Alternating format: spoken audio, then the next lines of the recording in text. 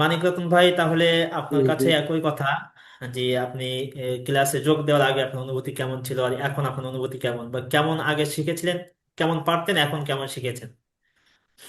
আগে তো হুজুর শিখছিলাম অনেক ছোটবেলাতে। তখন তো না পড়ার কারণে অনেকটাই ভুলে গেছিলাম, মানে সহি সিদ্ধ হয়ে পড়তেই পারতাম না এক কথায়।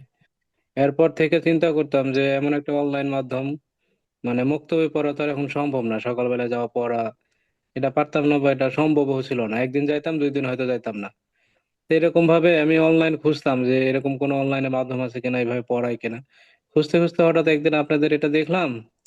দেখার পরে ভর্তি হওয়ার পরে মার্শাল্লাহ এখন মোটামুটি আল্লাহর রহমতে অনেকটাই পারি, এবং অনেক মানে এখন নিজেকে আহ নিজের মনের ভিতরে যে আগে ইটা ছিল, কষ্টটা ছিল, সেটা আর ভয়টা নাই। দূর হয়েছে। এখন আমি শুদ্ধ ভাবে পড়তে পারবো ইনশাআল্লাহ, আপনি সহি শুদ্ধ কোন ভাবে। বিষয়টা সব থেকে বেশি পছন্দ করছেন আমাদের কোর্সে? আপনাদের কোর্সের সবচেয়ে বেশি যে আপনি অনেক সুন্দর করে ভেঙে ভেঙে ভেঙে পড়াইছেন, এই জিনিসটা আমার কাছে অনেক ভালো লাগছে, এবং বুঝাই পড়াইছেন।